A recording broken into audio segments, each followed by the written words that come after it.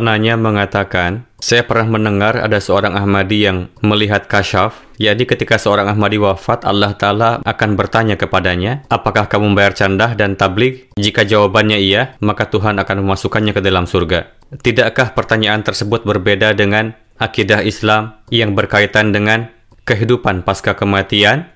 Entahlah, berbeda apanya yang dimaksudkan di sini. Apakah syariat telah melarang untuk bertabligh atau membayar candah? Apakah setelah hari kiamat, syariat mengatakan bahwa barang siapa yang membayar candah dan bertabligh akan mendapatkan ganjaran ataukah hukuman di akhirat nanti? Coba perhatikan. Pada umumnya timbul pemikiran di dalam hati bahwa kedua amalan itu adalah mudah, padahal kedua amalan tersebut tidaklah mudah. Coba Anda berkeliling ke jemaat-jemaat, berapa orang yang menuliskan besaran penghasilannya secara jujur ketika ditanya oleh sekretaris mal? Berapa jumlah besaran penghasilan yang dituliskan ketika diminta oleh sekretaris mal? Sebaliknya, berapakah jumlah besaran penghasilan yang dituliskan ketika sedang melakukan perjodohan? Berapa banyak perbedaan besaran penghasilan yang dituliskan pada dua kesempatan tersebut? Dan berapa orang di antaranya yang menulis besaran penghasilan secara jujur, lalu membayarnya sesuai dengan itu, dan memberikannya tepat pada waktunya. Bahkan ada orang yang merasa bangga jika harus membuat juru pungut candah sampai datang ke rumahnya berkali-kali untuk menagih candah. Jika seandainya membayar candah sesuatu yang dianggap mudah, maka seluruh Ahmadi akan menulis besaran penghasilan secara jujur. Dan ketika mendapatkan penghasilan, langsung melunasi candahnya.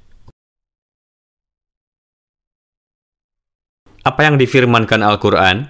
Al-Quran berfirman, aku akan beritahukan suatu perdagangan kepada kalian yang akan menyelamatkan kalian dari azab dan memasukkan kalian ke dalam surga.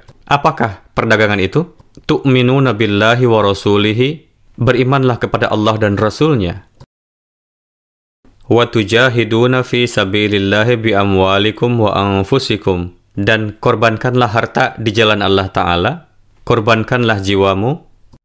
Lalu difirmankan, apa akibatnya? Yaghfir lakum dzunubakum, Allah Ta'ala akan memaafkan dosa-dosa kalian. Jika membayar canda, maka apa akibatnya? Allah akan memaafkan dosa-dosa kalian. Wa yudkhilkum jannatin, dan Allah akan memasukkan kalian ke dalam surga.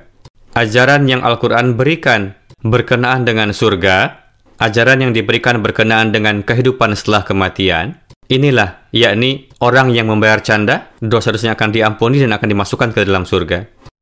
Jika seseorang merenungkan di dalam lingkungannya, tertulis di dalam hadis, hubbud dunya ra'su kulli ma'siyatin.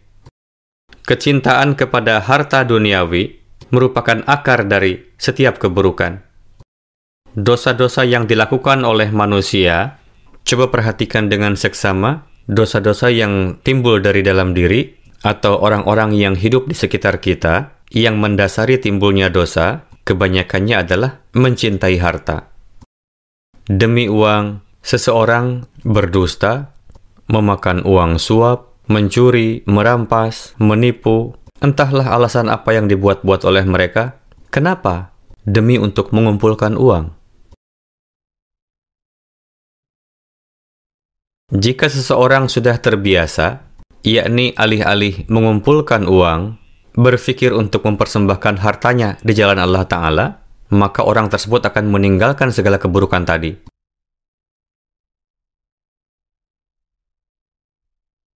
Begitu juga halnya dengan tabligh. Jika seseorang bertabligh, namun di sisi lain ia memperlihatkan akhlak buruk kepada orang-orang, melanggar janji, berkata dusta, jika orang yang seperti itu bertabligh, maka orang yang ditablighi olehnya akan segera mengatakan, pertama-tama kamu harus meninggalkan dulu perkataan dusta, baru kamu bisa menablighi aku. Tinggalkan dulu sikap tidak jujur dan penipuan, baru tablighi aku. Jika orang itu terbiasa untuk bertabligh, maka disebabkan oleh kebiasaan tabligh yang ia lakukan itu, untuk menyelamatkan diri dari perasaan malu di hadapan orang-orang, setiap hari ia akan terus berusaha untuk meninggalkan segala keburukannya itu.